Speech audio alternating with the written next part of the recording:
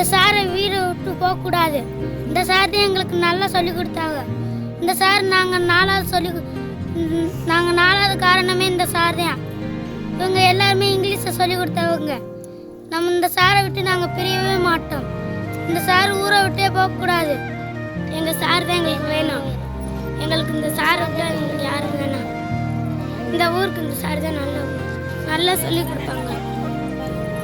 இங்கிலீஷ்லாம் நல்லா தான் சொல்லி மாட்டவே கூடாது.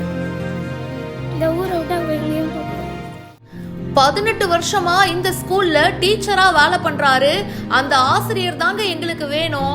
அவரை எங்களால விட்டு கொடுக்க முடியாது. அவரை பணி மாறுதல் பண்ணக்கூடாது அப்படின்னு சொல்லிட்டு பெற்றோர்களும் மாணவர்களும் ஆசிரியர்களும் பாத்தீங்கன்னா போராட்டத்துல ஈடுபட்டிருக்காங்க. வருத்தத்தோட மாணவர்கள் கண்ணீரோட அந்த ஆசிரியர் தாங்க எங்களுக்கு வேணும் அப்படின்னு சொல்ற இந்த வீடியோ இப்போ சோஷியல் மீடியால வைரலா பரவிட்டு இருக்கு.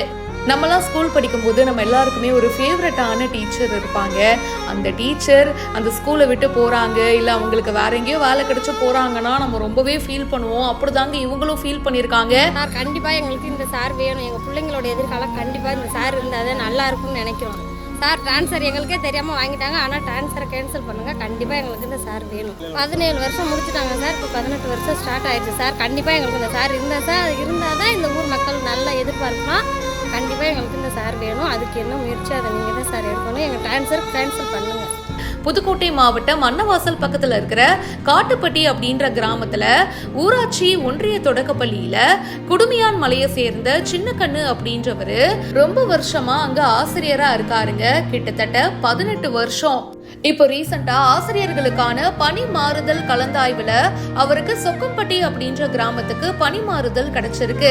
என்னது, சின்னக்கண்ணு டீச்சரு இந்த ஊரை விட்டு போக போறாரா? வேற ஸ்கூல்ல போயிட்டு வேலை செய்ய போறாரா?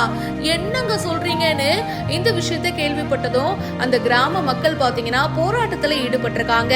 இங்க இருக்கிற குழந்தைகளுடைய கல்வி வளர்ச்சிக்கு முக்கியமான காரணம் அந்த ஆசிரியர் தாங்க. சின்னக்கண்ணு அப்படின்ற அந்த ஆசிரியரை கண்டிப்பா மாத்தக்கூடாதுன்னு கண்ணீர் மல்க கோரிக்கை வச்சிருக்காங்க. இந்த விஷயம் நெகிழ்ச்சியை ஏற்படுத்தி இருக்கு. இதை பத்தி உங்களுடைய கருத்துக்களை ஷேர் பண்ணுங்க.